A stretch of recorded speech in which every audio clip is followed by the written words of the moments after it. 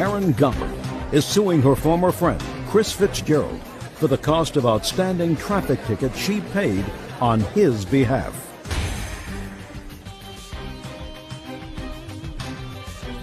That's case number 237 on the calendar in the matter of Goppert versus Fitzgerald. Parties have been sworn in, Judge. You may be seated, ma'am. Have a seat, please. Mrs. Goppert, you and your husband own a trucking company. That's and correct. You became acquainted with the defendant, I gather, through his wife, girlfriend? Girlfriend. At some point, and for a reason that you will tell me, it is your claim that you paid some fines that he had outstanding in the criminal justice system. Your arrangement, according to you, was that the fines would enable him to get a certain kind of a license that would allow him to drive a truck, and he would be working for you and your husband's company, and he would pay you so much per week or month, whenever he's paid, out of his pay. That's correct. The two couples, you and your husband and the defendant and his girlfriend, went on a trip together. There was an argument. You stopped speaking to each other after you paid these fines. Mr. Fitzgerald says that it was very nice of you to pay the fines. He didn't ask you to pay the fines. He had no intention of going to work for your husband. He had no intention of taking up trucking. He had a good job that he liked. And you, out of the goodness of your heart, paid his criminal fines. Is that your defense, sir? Yes, ma'am. Mr. Fitzgerald, what were these fines for, and how old were they, sir? Dating back to probably 1999 to 2000 to 2001. What were they for? Various charges, logbook violations. What is that? I had a CDL license that was suspended. What is a CDL? Commercial driver's license, 18-wheeler. Yes. At one point in time, I was paying big money to child support, trying to make ends meet, and ended up getting some fines, pulled over. For what? They're just different things. Logbook. Give me, come on. Logbook violations. Tell me what's a logbook violation. It's a book that a commercial driver's license has to keep about the hours of work, the hours of driving the truck. So you first found guilty of violating the code to keep that book, which you keep in order to maintain an honest record of the driving hours you put in. Well, ma'am, I was not found guilty of that. You mean you were found not guilty of that and they imposed a fine anyway? Yes. On top of several other tickets. Shh. That's an interesting criminal justice system. You found not guilty and got a fine anyway? Yes, ma'am, of different charges. The charges were reduced. So you pled down to a lesser charge? Yes, ma'am. I got it now. So you accumulated all of these fines. Did you still have a driver's license, sir? No, ma'am, I don't. Mr. Fitzgerald, you're supposed to pay fines. I'm sure you were told that as a condition of the plea and the reduction in the fines, so that, I don't know whether there was potential jail time involved, you were supposed to pay the fines. Yes, ma'am. So why don't you? That's your responsibility. Well, at that time, Your Honor, Let's not talk about at that time when you had big child support, you had other things that you had to take care of. We're talking about 6 years later, sir. Yes, ma'am. The problem was, like I said, back years ago, I used to pay more money in my check for child support than I was actually making. There was times in points where I actually received check stubs stating void, $0. I actually owed the company money. Well, sir, that's You can't take blood from a stone, Your Honor. Mr. Fitzgerald, how many children do you have, sir? 3 children. The only reason that they were taking out more money, sir, than you actually made was because there was a time when you got behind on your child support. Yes, ma'am. They don't keep me here because I'm gorgeous. You could have disagreed with me, Mr. Fitzgerald. It would have gone far.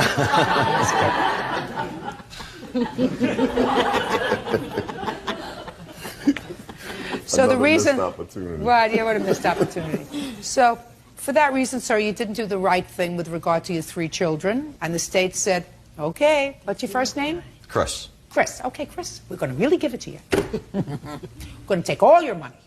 So whatever you work for, we're going to take because you didn't do the right thing to begin with. What I don't understand, Mr. Fitzgerald, is that after you owed this money, now we're talking about years later, and I assume that now, based upon your answer, you were making good money. So if you were making good money, why didn't you pay your debt to society? I can't answer that, Your Honor. Just Good. It's a good thing you can't answer it. You don't know. There's no good reason. Doesn't pay any of his debts. Shh. Miss Goppert, does it sound as if you're losing yet? Not yet. Okay. Now, you want to tell me how come it came about that you paid these fines for him? Absolutely. First of all, there had to come a time in your relationship with Mr. Fitzgerald, which was a brief relationship because you only met him through his girlfriend, who was a friend of yours, that you found out that he had all these old fines, right? Right. You didn't, you know, go like this to your crystal ball and they say, oh, Chris Fitzgerald has fines, I'm going to pay them. Somebody must have told you. Do you have any you'd like me to pay? Right. Anybody else? Anybody else? So would you please tell me, Miss Goppert, how you found out that Mr. Fitzgerald had these fines that precluded him from having a driver's license? Okay. In speaking with his girlfriend, Terry, over coffee in a convenience store one morning, it was brought to my attention that he did want to drive truck again, but Is that he what had she no said? license. That's what she said. She asked Don't. to drive. Hey. What's your name? Terry. How long have you been a friend of Terry's? Maybe just a little short of a year. Okay. So you and Terry having coffee, she says that a boyfriend was interested in driving a truck. He had a CDLA, yes, and that we had the trucking company, and he'd like to get back into the trucking company because he made good money. How convenient. I happen to have a trucking company. Great. So we talked about it over several weeks. I said, well, you know, he needs to fill out an application. Let's see what we can do with it. After the application process, I find out he doesn't have a license. And he had 14 tickets within 4 municipalities. They produced a copy of his expansion record from New York State Department of Motor Vehicle to me. Who produced it? Terry brought it into work. I looked it over and I said, wow, what is this mess? She proceeded to tell me that at one point, Chris had retained an attorney. The attorney did get some of the charges dismissed. We went from 14 down to 7. 7 of them were dismissed. Your Honor, why would my attorney... Was that a question you were posing to me? Yes, I'm trying to... Oh, just a second. I don't answer questions. I ask them. Judge Judy continues in a moment. I agreed to drive her truck. Oh, that's all now it was. there you... Now, was, Now Your you've Honor, got just a second. Hey, Slick, I read your answer. You want to read it again? And later today, Were you there that night, sir? Yes, I was. Good. That's all I asked you.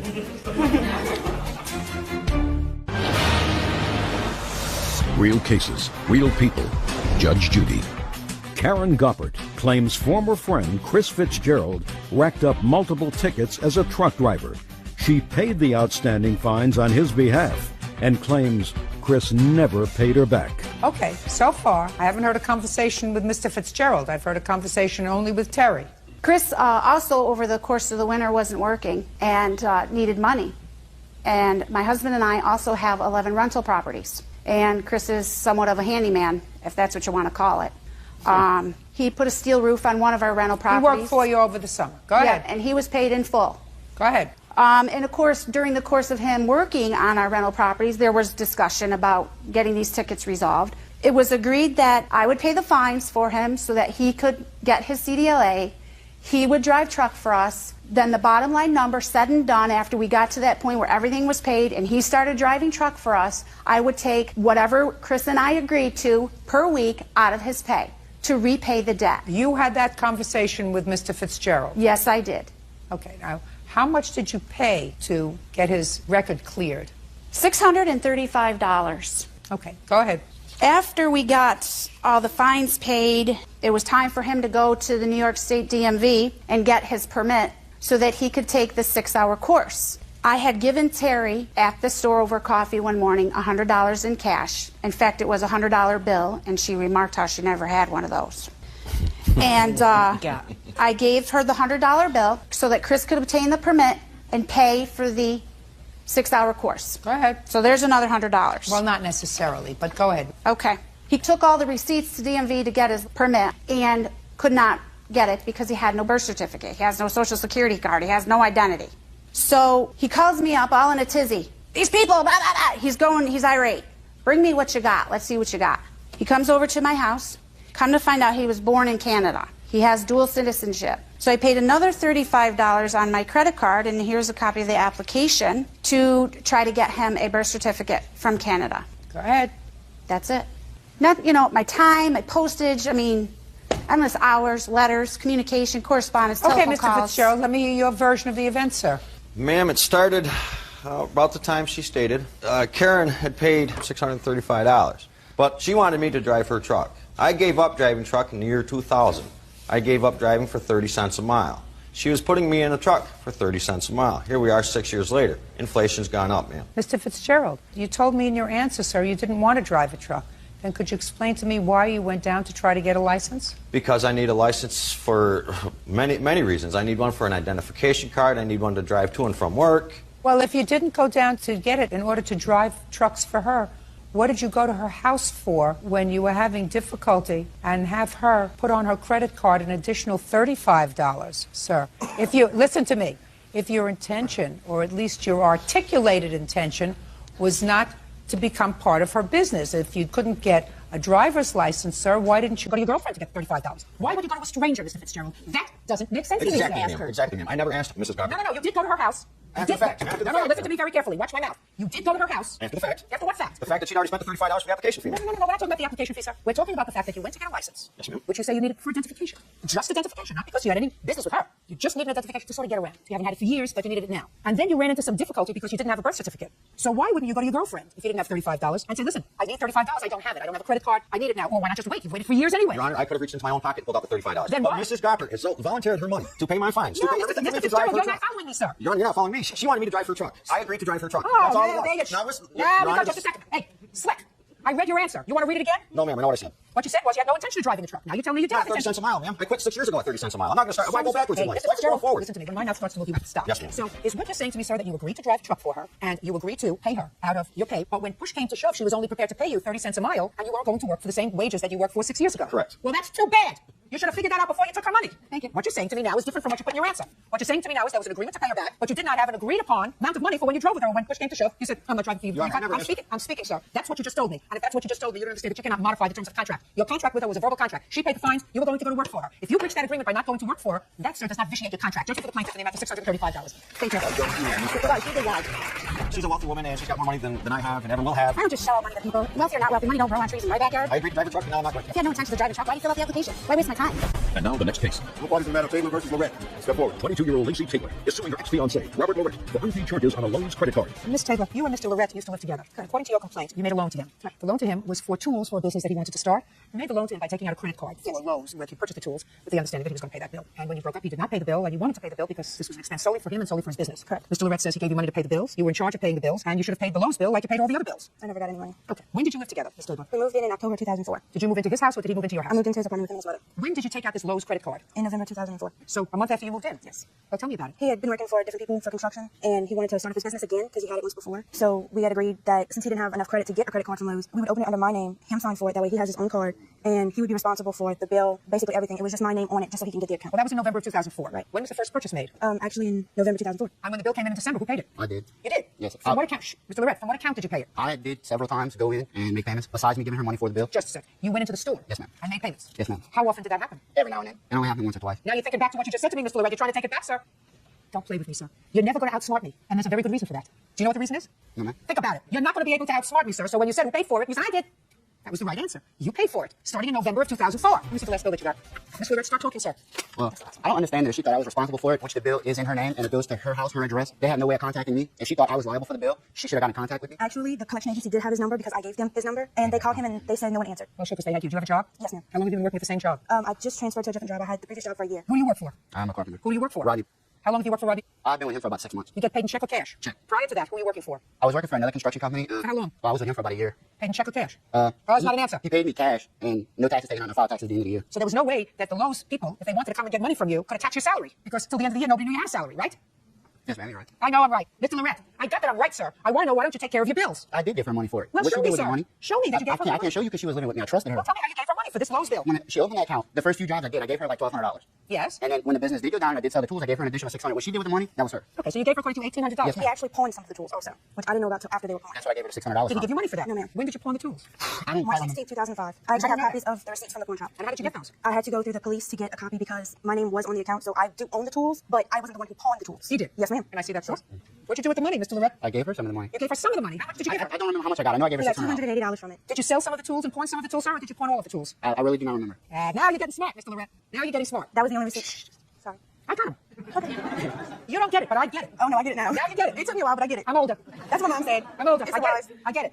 You know, the most interesting thing about him is when he answers your question, you think he's not smart enough to lie, right? You know, you get the first impression that you get. Believe But it or after, not. but after you talk to him for a while, you see that this dumb up is not so dumb. Now, it would be impossible for you to give us $600 for the tools that you pawned because you only got $280 for the tools. And unless you're a magician, it's very hard to make $600 out of $280. Wouldn't you say that that's true, sir? That was just a rough guess, Your Honor. It was a rough guess, but you didn't tell me that, Mr. Loret. You didn't say it was a rough guess, but it wasn't a rough guess about the $1,200, I know for a fact. That you know for a fact. Show me a bank statement where you took out $1,200. I have a witness. Listen, he is not going to stand up and put himself into my mouth. I guarantee you that, Mr. Loret. That's the only He's not thing. that stupid. Isn't that right, sir? That's right. Right. Pay your bill, sir. I want to say something. Most of the people that you're going to meet in this life are going to be smarter than you. Probably right. I know. Just for the plaintiff for the amount of $22.70. That's all. Oh, excuse me, step up. I just got your bills paid off because now I can just put it behind me and keep going. She was living with me. I trusted her with the cash. He had told me after the fact that he pawned them. We were living in an apartment. I had a trailer and I needed to get rid of all that. I called his house a few times and never answered. It just turned sour. We wasn't getting along. No offense, but I'm not going to trust a few people till I get to know him a whole lot more. 5-year-old nanny, Danielle Burek, is suing her former employer, Lisa Adams, for 1 month's salary and for the cost of an airline ticket. Danielle claims she was wrongfully terminated. Order. All rise.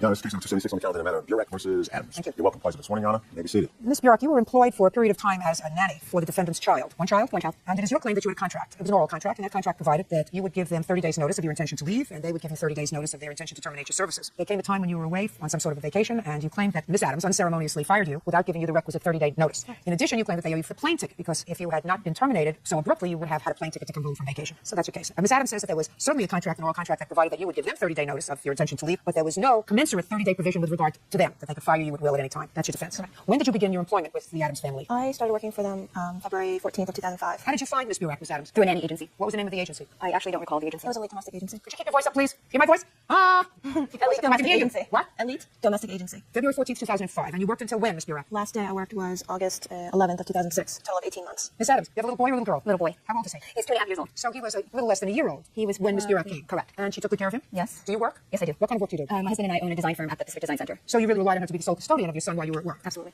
This is your only child? Yes. Tell me why you fired her. There were many incidents that led up to the termination. It was definitely a culmination of incidents. The last incident was Danielle going on vacation. When did she go on vacation? She went on vacation. The dates changed. So at first she wanted to take off August 11th, 14th, and 15th. On the day of the 10th, she requested to take off the 14th, 15th, and 16th. And that was a pattern with her. She was very notorious for always leaving and not coming back the day she was supposed to come back. So that was not surprising to me that she requested those 3 days. I had to reschedule my meetings, and I said that was fine. The day she was leaving, I said, please come back on the 17th. I need you back Now, to the work. 17th was what day of the week? Thursday. I said, I have meetings at work. I really need you to be back. And she hugged me and she said, I will be back. In my mind, I thought, I'm sure something is going to come up, whether it's the plane, was delayed, there was something happened, something was going to come up. And indeed, on Tuesday, I got an email saying that she wanted to take Thursday and Friday off and that she would be back to work on Monday. I sent an email saying, and I spoke to my husband and I said, I cannot believe this, but at the same time I could. And I said, I really need you back to work on Thursday. Please come back to work. And she basically then sent me an email saying that she had another person that could come in and fill in for her. Who did she have to fill in for? A friend who Whose is also name a nanny. Friend whose I name believe is? her name is Simone. Had you ever met her? I met her once. So I was not comfortable. Do you know who she works for? I do not know the mother. So I really don't know anything about her. And so she said that she wanted to have her fill in. And I said, no, that's not going to work for me. I don't know who she is. I don't feel comfortable having her watch my son without me there at the house. And she sent me an email saying she's very trustworthy and she's my friend. And I said, this is not personal. I don't know who she is. No. And I basically said, again, I needed you back to work on Thursday. So when that avenue closed, she then said, oh, by the way, I didn't get my paycheck on Friday, the Friday prior. And the reason she couldn't come to work was because she didn't have a plane ticket to come back to work. So, just everything going up in the air. Now, what was the lie? Was the lie that there was an annual event in Santa Fe that prevented her to coming back to work? I'll find out in a minute. There was no lie. I'll find out in a minute. She wanted the extra 2 days because the extra 2 days meant the extra 2 days plus a weekend. Where was the boyfriend? Fiance was in New Mexico. With you? Correct. Is that where he lives? No, he was out in New Mexico for work with his daughter. Did you travel out there together with him? No, they drove together separate earlier, and I flew on my own. When were they coming back? They were coming back on the following Monday. So you were going to be flying home alone, according to you, on Sunday. Well, I was going to fly back Wednesday night to be back to work for Thursday and Friday. Yes. And I didn't receive my paycheck for my last 2 weeks of pay, and I kept asking Lisa why I wasn't getting the paycheck, and she wasn't addressing it. And I didn't have the funds in my account to purchase a ticket back to work. How did you purchase the ticket, Ms. Burek, to go out there? I had money in my account. Well, I want to know how exactly you did that. Did you pay for that ticket in cash? Did you pay for that ticket with a credit card? How did you pay for that ticket? I'm sure you can document it for me. I paid for my ticket online. Online with what? With my debit card. You have a record of that? I don't. I have a record of flying back. I don't have a record of that, no. I'd like to see it. Okay.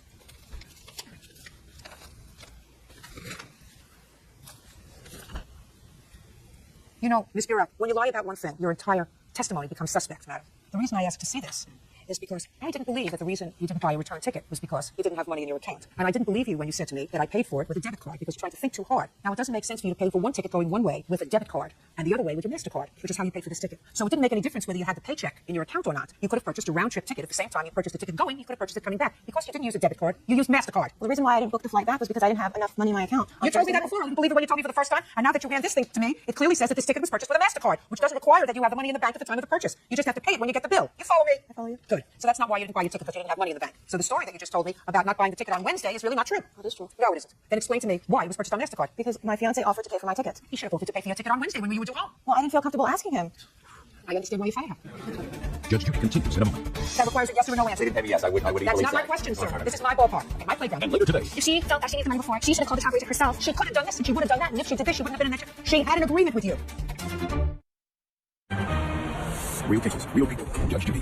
Nanny Danielle Burak claims former employer Lisa Adams terminated her without cause. Lisa says Danielle was unreliable. Now you want me to believe that you had a contract with Miss Adams. Part of the contract was that if she was going to terminate you without cause, she would give you 30 days notice. Because, Miss Burak, you cannot expect someone who has entrusted their most precious possession, a child with you, if you do something that's wrong to the child. Let's say she finds you hitting the child. You think she's required to give you 30 days notice and pay you? No, but that never happened. No, the answer is no. You think that if she catches you doing drugs in the house, she's got to give you 30 days notice and pay you? The answer would be, of course, no, right? Well, what Miss Adams is saying is she found you to be dishonest, that you were giving a dishonest answers for what your intentions were when you went on this vacation, that you had an intention to follow a course of conduct which was coming back late and being irresponsible. So while it's true that you didn't, as far as she knows, abuse her child or neglect her child, it is a short leap from being dishonest with regard to one thing to another. And what she's saying is she fired you for cause. And the cause was you went back on Wednesday and you didn't come back on Wednesday. You're going to come back the following Monday.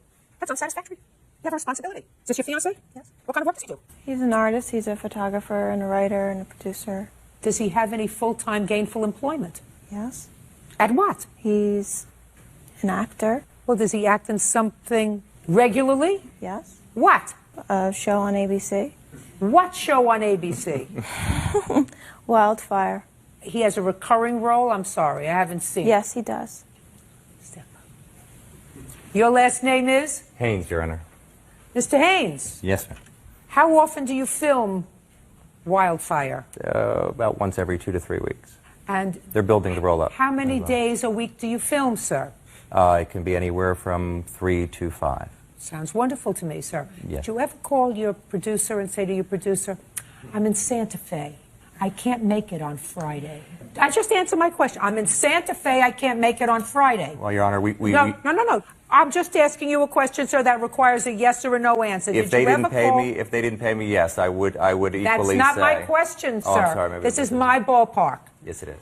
Okay, my playground. Did you ever call your producer and say to your producer, I can't get to Santa Fe on Friday. I'll come on Monday. Or have you always shown up when you're supposed to, on time? I always show up when I'm supposed to. Thank you. You can sit down now. You ought to teach your fiancé the same thing. You were fired, Miss Burak, for cause.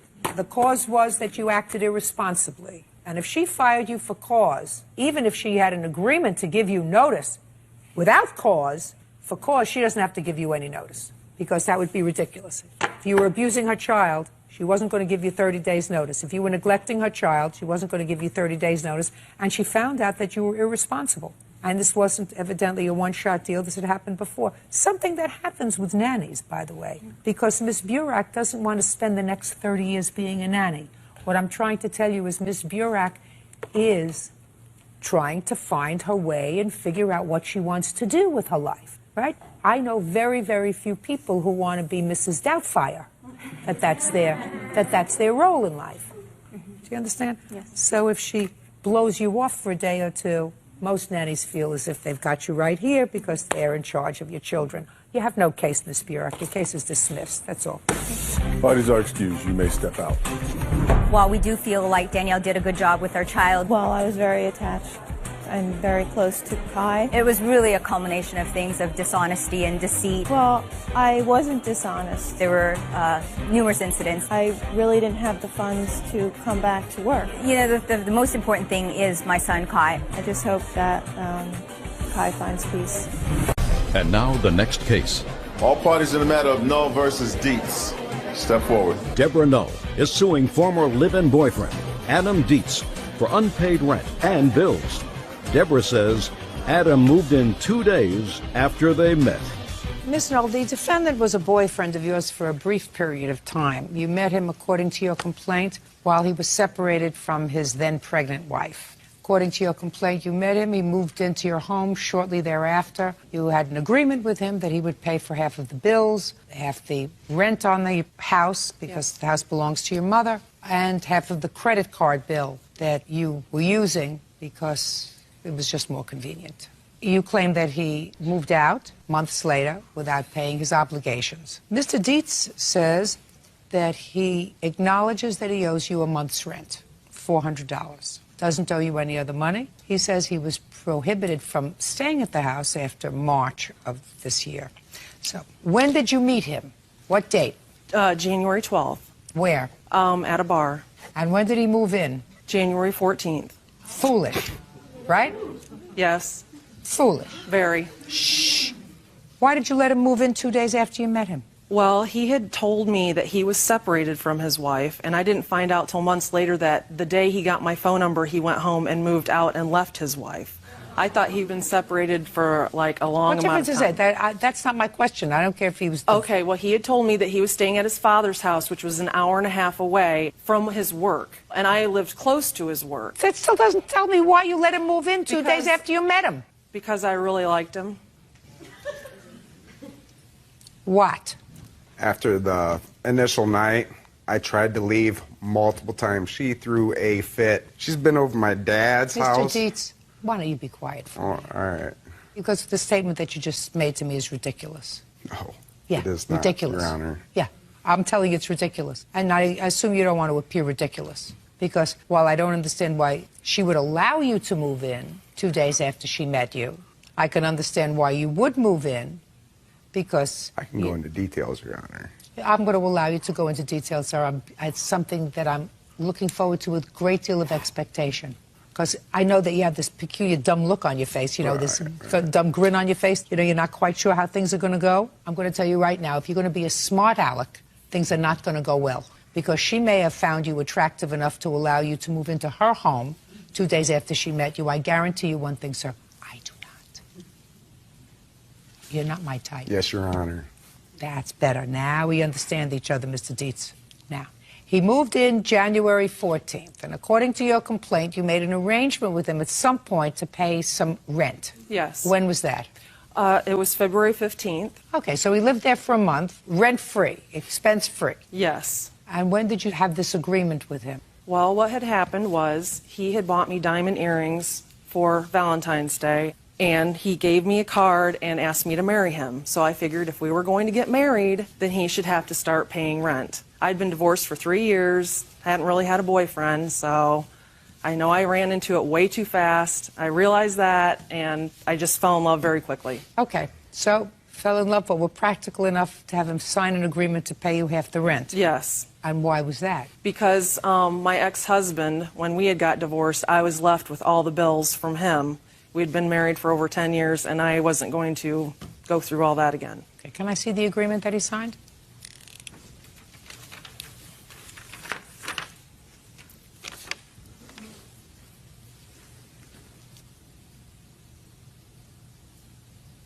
Okay.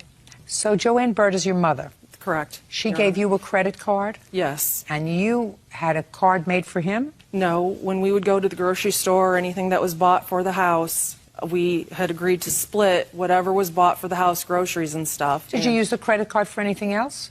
We did buy some clothes, but other than that... No, not we. You. No. You didn't use the card to buy clothes? Yeah, I bought clothes. Well, that's what I'm saying. You, Yes. personally. Yes. Well, he's not responsible for that. Well, he had clothes on there, too. Oh, well, I'm not getting involved with the credit card bill, madam. Understand that. Yes. You know, I didn't do 15 years of post-high school to go through a credit card bill line by line. If you were foolish enough to buy stuff on a credit card for him, that's your problem. Okay. How much rent did you pay your mother for the house? I usually would give her $200 a week, and that would be including utilities and stuff. Because it's so all your in her name. agreement, Mr. Dietz, was to give her $400 a month for the rent? My agreement was to help out, Your Honor, and nonetheless, I was the only one working. She had worked at her last job.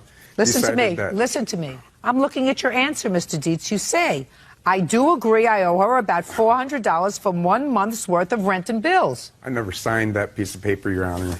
We may have had a verbal agreement. Just a second. It. I'm looking at this piece of paper, sir. You did sign this piece of paper, right? Yes, I did. Well, that's what I'm reading from. It says, I do agree. I'm speaking. I do agree I owe her about $400 for 1 month's worth of rent and bills. You signed that. Mm-hmm. So, I'm not talking about anything. I'm talking about this. Okay. Yep, that's exactly true.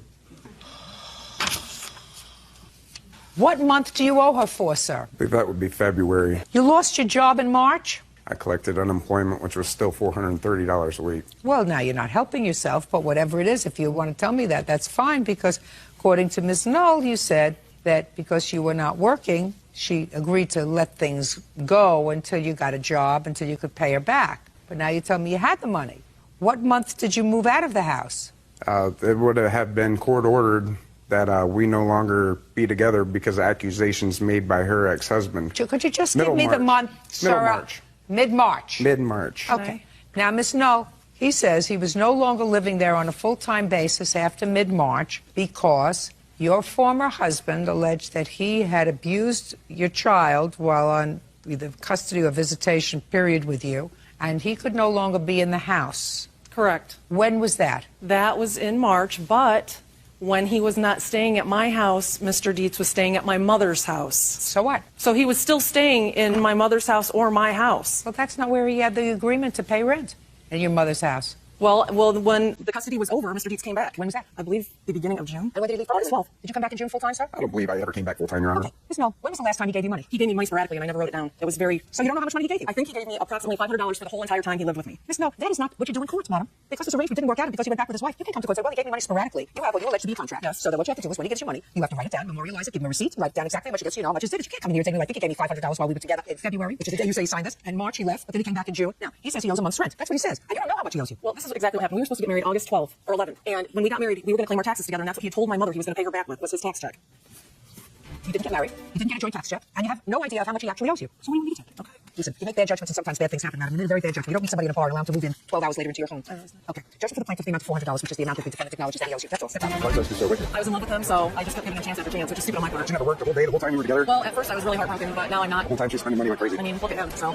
She should be happy she's getting the $400 on anything else. 21-year-old Brooke Beeson and her mother Lynn McWaters are suing Brooke's former roommate, 20-year-old Kimberly May, for breaking their apartment lease. Kimberly claims Brooke uses illegal drugs. Now, it's case number 374 on the calendar, the matter of Beeson McWaters versus May. The sworn in judge, you may be seated, ma'am. Have a seat. How old are you? 21. Who's this? My mother.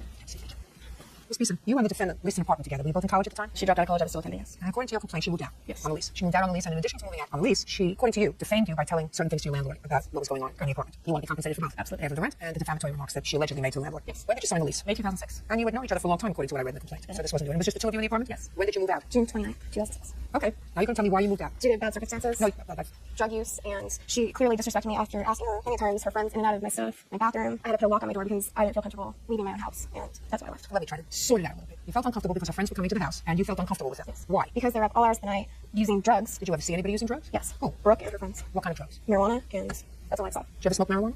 Yes. So they were up, they were partying, they were smoking marijuana. I know of. Did you know of? A substance that you also indulged in? Not at the apartment. Wherever. Somebody's apartment. You didn't do it in the street, right? Right. You didn't do it at school, right? So you had to do it in somebody's apartment, right? Yes. Okay. So you had to put a lock on the door. Yes. Your bedroom door. Tell me when you put a lock on the bedroom door. In May. Tell me why. Because I didn't feel my belongings were safe. She had people in and out of our apartment. Miss May, did you have any rules that you set up before you moved into this apartment with Miss Beeson? No. Well, then you have a problem, madam. Your problem is you have to be a big girl. I know that now. And if you sign a lease on an apartment, you can't just pick up your marbles and go home. So far, you haven't given me one valid reason why you would be entitled to break a lease. You're alleging that you saw her and her friend smoking marijuana, whether you did in the apartment or not, I don't know, but you certainly did it in somebody else's apartment, so you weren't frightened of drug use because you did it yourself. Not at the time. Before I have. Whatever. I didn't say at the time, before or after. So you weren't certainly frightened of what you saw there because it was something you had indulged in yourself. I mean, I can understand you not being happy if there's lots of partying going on. Did she complain to you about that? How is not an answer? Did she complain to you about people being in the apartment? Yes. So what did you say to her? They're mutual friends of ours, so at certain times, the same friends that would be there with me would be there when I would come home. Late at night, they would be over with her. Well, why didn't you try to work it out? Sit down and work out a scenario where at 1 o'clock in the morning everybody goes home, whether it's your friends or her friends. Why didn't you try to work it out? Because it wasn't an ongoing thing, it wasn't day to day, it wasn't day in, day out, so it was never a continual issue. Well, but she made it an issue. When did she tell you she was moving out? Never told me. Moved That's out. why. Vacated the premises without any warning. Said she needed to talk to me the morning before. I came home from work. I said, you know, I have school all day. I'll be home at 2 o'clock. I have to be at work at 5. Do you want to talk when I get home from school? That's totally fine. If you want to meet me, I'll be here from 2 to 5 before I go to work. Came home, didn't say a word to me. I went to work, came home, and all the things were gone. What efforts did you make to find another roommate to take over your lease? I told her 3 weeks prior to my moving out. What efforts did you make? Well, you have to. You can't just walk out on a lease. Now, what proof do you have that you made statements to the landlord about you? I have a document that she had given to the apartment complex. Do you want to look at this? Did she sign? She signed, yes, I'd like to absolutely. see it.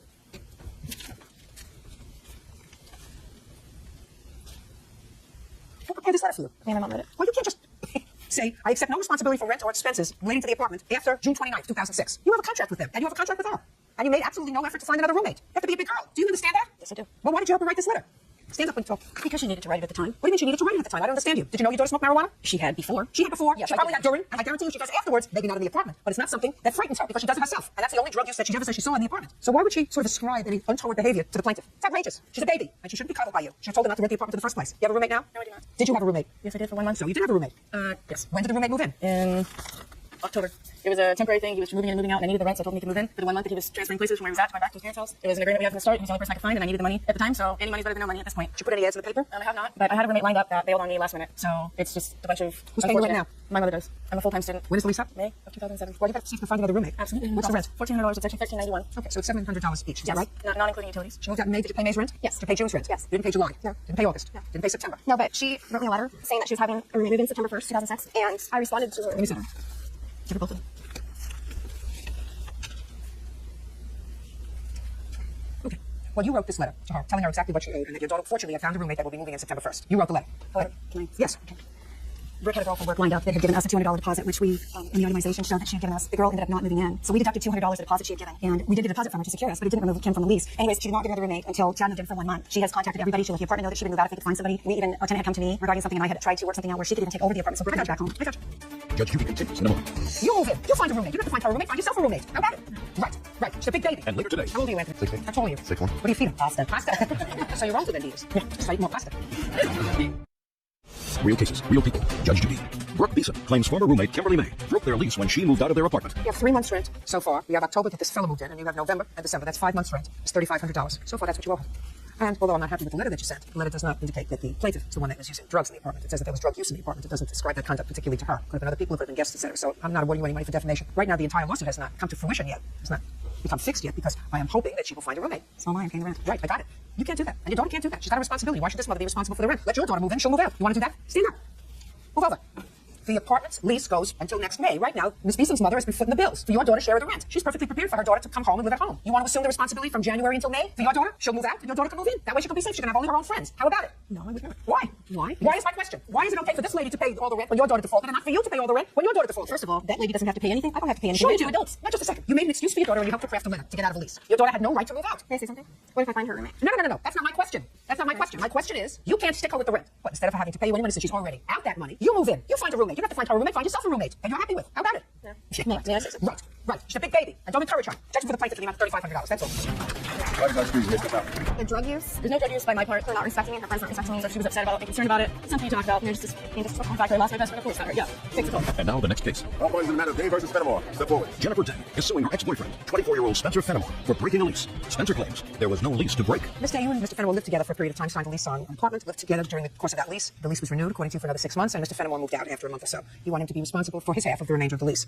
Mr. Fenimore, while he acknowledges that you signed an initial lease together, his defense is that he did not sign the renewal, that he must have signed for him. You knew that he was intending to leave, that things weren't going well between the two of you, and he is not responsible for the second part of the lease. So can I see the first lease that you signed?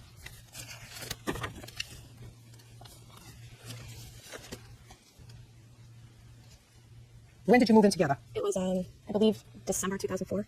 The lease was signed November 2005. I think it was 2005. I'm not real correct on that. Well, what am I looking at? November 2005. What? Probably our renewal lease. I didn't ask for the renewal. I asked for the original lease. This isn't the actual lease, but it's part of the first lease that has the 12/8/04 date. Can I see it, please?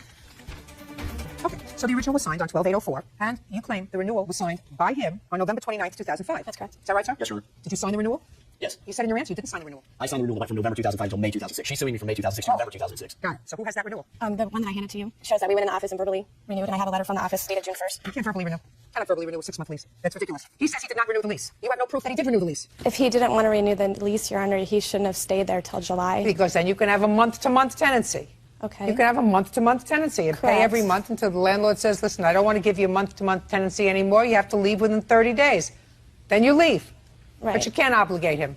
Sorry. Case is dismissed. Why is that excuse? May step out. If he wanted to move out, he should have moved out at the end of May instead of staying until July. The fact of the matter is, this is not a monetary case. This is a case where she's still in love with me. I'm not in love with her. She wants me to stay. I don't want to stay. He just one night told me he didn't want to see me anymore. Why would you want to live with someone that doesn't want to live with you? I was shocked, and it escalated into a huge fight. Why would you even push the issue? If someone doesn't want to live with you, let them go out diplomatically. Don't try to coerce them into staying. He stayed a couple of weeks and then left when I was at work. To thank the good judge for being so rational in this case. Larissa Quella Ehlers is suing business owners Ernie and Sonia Gallego for a refund on custom T-shirts. Court come to order. All rise. Have a seat, please. Case 2014, Quella Ehlers versus Gallegos. Thank you. Welcome. Your last name is Ehlers? Ehlers. Ehlers. Yes. You have a son. I do. And he plays a sport. He does. What kind of a sport does he play? He is in asphalt racing. Is he on a team? We have our own team. It's called Lionheart Racing. And how many people are on the team? He is the sole driver, but we have a pit crew of approximately 8. And he doesn't wear a uniform. When he wears drives. a race suit, yes. He wears a race suit. Correct. So the T-shirts that you ordered from the defendant were for the 8 and crew. It was to sell. My son has a congenital heart defect, and he was treated when he was very young at Chalk Hospital. So we sell shirts to donate the proceeds to Chalk Hospital. To whom? We sell shirts to fans, to the pit crew, to family, friends. Well, pit crew is only 8 people. I assume you give them a shirt. We do. Yeah, of course. So the other ones you sell, if you could sell, how many years have you been selling these shirts? 2 years. And last year, who made the T-shirts for you? A place called Rush Order Tees. Would you look that up, please? Sure. It's an online T-shirt ordering. And when they came last year, how many did you order? We ordered 200 last year. How many did you sell? We sold all of them. And how much were they? A piece? They were $25 a piece. To make? To make 13, I believe. So you were able to give a lot of money that year to your favorite charity. Correct. Why didn't you go back to Rush Order Tees this year? Sonia, the defendant. No, I'm asking you, were satisfied with your product? I was. And I was actually in the process of getting ready to place a new order when I received a call at my office asking if I would be interested in placing an order with their company that was a local company. And who did you get that call from? Sonia. That's you. Yes. How did you get the plaintiff's number? I was making calls to local businesses listed as members of the Placentia City Chamber of Commerce. Her place of business, Impact Properties, came up as a member, and I made a call, and she was the one that answered the phone. And what did you say to her? I introduced myself, and I let her know that we are a screen printing business here in Placentia, and I was reaching out to local businesses to see if they would be interested in ordering custom T-shirts, and if not, at least to let them know that we offer those services for future reference. How much did you quote her per T-shirt? So she ordered a few different garments. Just tell me what you quoted her. $14 per T-shirt. That's $1 more than you had paid last year. Correct. Had you gotten a quote from Rush Order for this year? Not yet. Well, that would cut into your profit by about $200. Except that I didn't have to pay shipping. Rush Order isn't a large online reputable business for screen printing, bags, cups, shirts, things like that. And you were happy with them last year? Yes. On what date did you place an order with the defendant's company for these T-shirts? March 30th. Do you have a written agreement? I do. May I see it, please? I would like to note that the $14 quote was for 90 T-shirts, not 200. So that does. I just want to see what the contract says. Okay. Yes, $14 was for 90. That was for short sleeved. Long sleeve printed was $16 plus tax. There's a setup fee, redraw artwork, extra large sizes. Well, this is not a signed agreement. However, the last sentence reads, by submitting your payment. This year she ordered 100 from me, 100 from them, which same is consistent, 200 shirts. I can answer to that if you'd like. She picked them up. No, she didn't. No, she didn't. We ordered a smaller quantity this year because many of our friends had already purchased them the previous year. Whatever. I don't believe that you picked them up. I believe that you got angry because they weren't exactly what you wanted. You looked at them, but there's no question that it was an easy answer for him to give when PayPal called and said she picked them up from the reception area. Okay, and I don't believe that. So you have to get your refund back because you were dissatisfied and because you lied. There was an incident between the plaintiff and your husband, and you came in. Did you say something to her? Yeah, I did. Don't. I didn't want to talk to her. No.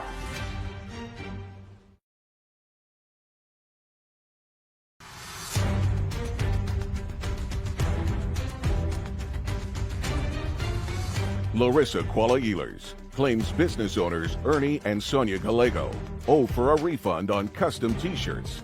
Ernie and Sonia are countersuing for defamation. But that doesn't justify. What? We did do all the work. The printing is the very last part of the order. We did the graphic work. We printed samples. We went above and beyond to try to make her happy, and she was completely unreasonable. There was listen, I said to you, yeah, she may be a completely unreasonable customer. Right. That's possible.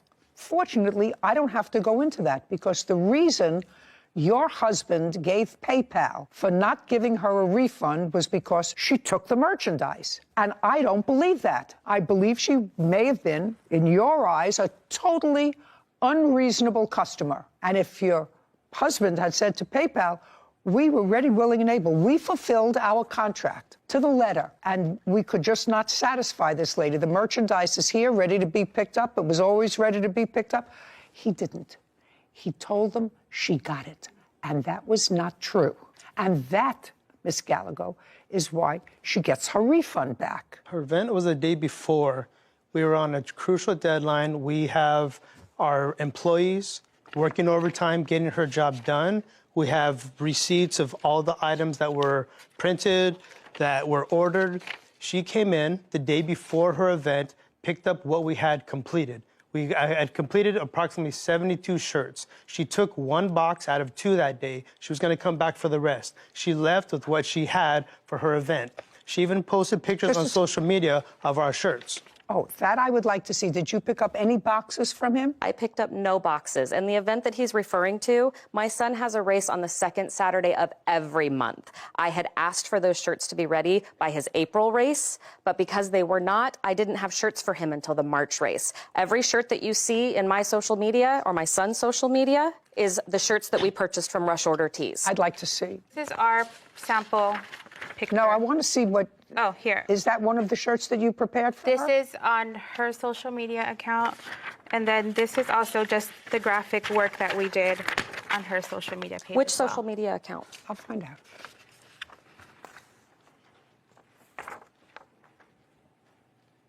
We know that's our shirts because I did the graphic design work. All the logos she gave me were like different colors. They were full color. They had black backgrounds. I revised, redrew everything, and converted them all to white. Just 1 second. I did the graphic work, and they're all in PNG form, so all you have to do is change them If to she white. did the graphic work, then why would she pay us to do the graphic work? And I have an email printout of the graphic she submitted to us. Is not print ready. Oh, I don't care about that. I'm not getting into those weeds. I have copies of all of the JPEGs. According to you, yes. I'm going to go back. He said that there were 2 boxes ready. There were 2 boxes ready. There's 2 boxes ready, but that wasn't all the shirts. There was 2 boxes. The 2 boxes were not all the shirts. How many shirts were in a box? 72. So what you're telling me is that she picked up 72 shirts. Yes. Okay. Go back and tell me. Just refresh my recollection as to what he said about the 2 boxes of shirts. Well, we had 2 boxes of shirts ready. I didn't pick up a thing. They wouldn't even let me take a sample. She took 1 box out of 2 that day. She was going to come back for the rest. Were there only 2 boxes, or were there more than 2 boxes? 2 boxes. Did you tell PayPal that she did not take half of the merchandise?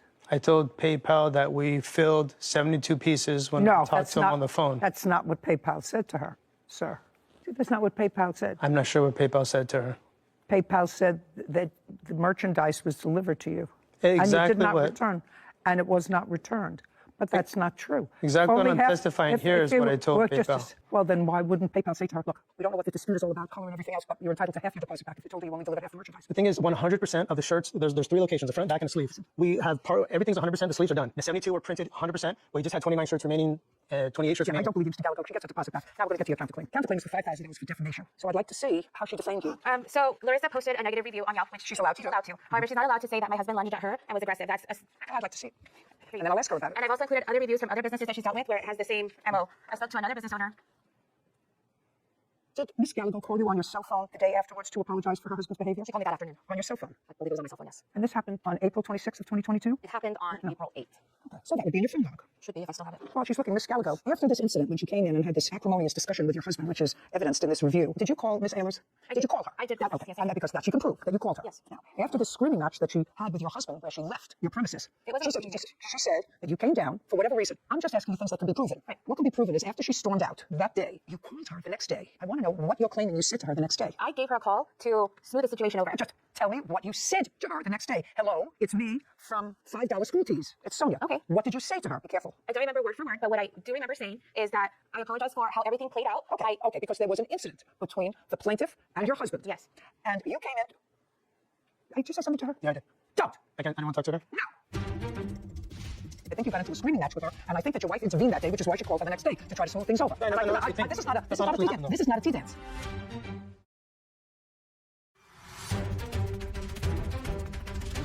Larissa Qualiers is accusing business owners Ernie and Sonia Gallego of ruining her custom t-shirt order. Ernie and Sonia say Larissa left a negative review and defamed them. Okay, you came in the middle of the dispute. Yes. And in the middle of the dispute to try to calm things down. Yes. Because she was screaming at him. Yes. And he was screaming at her. No. What was he saying to her? She was screaming at him, and what was he doing? Now, just remember, you called her the next day to apologize to her. Not to her. I called to apologize for the entire situation from beginning But to if end. what you're telling me is that the only one who was behaving badly was the plaintiff. That's what you're telling me. The only one that was behaving badly was the plaintiff. She was out of line. There's no question. There's no question. Actually, she acknowledges in this review. But that's not the worst part of it. She acknowledges in this review that she was out of line in screaming. Yes. And that's what you came into. Yes. So the only thing that you're disputing is that your husband was likewise screaming at her. Answer her back. He was not screaming. He was patient, and he was attempting to work it out with her. The only thing I remember him saying, and I can recall, is him saying, I'm trying to help you. I don't understand why you're acting this way. And I do recall him telling her that she was a bad person because she was, yeah, I mean, a person can only take so much. I'm telling you, she says this. Yes. In her review. Okay. Now you want me to look at other reviews that she wrote for a carpet company in 2021. Yes, and I spoke to the owner. Shh. Okay, first she complained about a carpet company and the horrible service. They laughed at her and disrespected her. Okay. And then, that was in 2021. That was a year before. Then she posted a review, according to the timeline, in 2015. So 6 years before. It shows a pattern. No, a pattern. A pattern. Three complaints from somebody who lives a life in 6 years? I have a copy of all of them. Shh. Okay, and this one said that the owner wasn't interested in hearing her complaints. It was over the phone and hung up. That's 2015. Okay, she takes her reviews seriously. Now, you want to show me other reviews? These are all of the 5-star reviews that I've done as well. I'm an equal opportunity helper. Would you just show this to the plaintiff and make sure she agrees that those are hers, and then I'm going to have to show this to the defendants. Okay, I'm going to show this to Ms. Gallego. All you have to do is look at them quickly. No, just a second. You look at them. I was reading. You don't have to read the whole thing. These are 5-star reviews. Yes. Don't tell me that she did. Yes, I see that there's a... So she takes her review seriously. Not a pattern. Right, but she's aggressive in everyone. Like I mentioned, No, not aggressive in here. Well, not in the Not in negative here. ones, yeah. Not in here. And two of the ones that you gave me were over the phone. If I told you how many times my husband hangs up on people over the phone aggressively. I understand, but them calling and belittling people and calling him retarded, stupid. Just a second. All unladylike. She attacked my teeth. Listen to me. That's not what you're talking about, Mr. Gallego. You're talking about a lawsuit for defamation, that she posted something that was false on the internet. And I'm telling you it wasn't false because I think you got into a screaming match with her, and I think that your wife intervened that day, which is why she called her the next day to try to smooth things over. This is not a tea dance. You understand? This is not a tea dance. I believe that she did not pick up her shirts. I believe that that's why your wife called her to try to smooth out that, as well as what had happened the day before. She behaved badly. You're allowing a tyrant to get away with this. I'm allowing the tyrant to get away with this? She completely bashed us. She's lying. She picked up her order. No, I don't believe that. Your Honor, my reputation, I work with students, I work with teachers, moms. My reputation, I don't advertise. It's all word of mouth. She did not pick up her order, sir, even according to you. According to you, she only picked up a partial order. She picked up one box. That's according to you.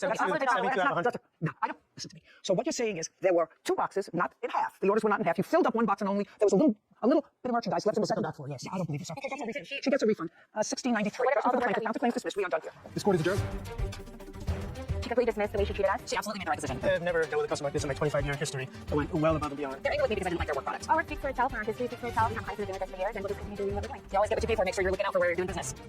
I really believe that she got aggressive with him when she went to pick up those T-shirts. She acknowledges she got aggressive with him. She says in her Yelp review, sorry to say that she became angry and agitated and started screaming at him, which she doesn't have to tolerate. I do believe that his wife intervened, as she said in her Yelp review, that his wife came in, saying to his wife, I'm talking to her, not to you. Really heated moments. I can actually see him. I can actually visualize him saying that. You have to make a judgment, and the judgment really was whether somebody who was aggressive, and she was, who knows her business, knows what she wants, runs a business, had ordered the shirts before, had ordered from somebody else, was satisfied with the previous order because there was no negative review that they showed from that order. She may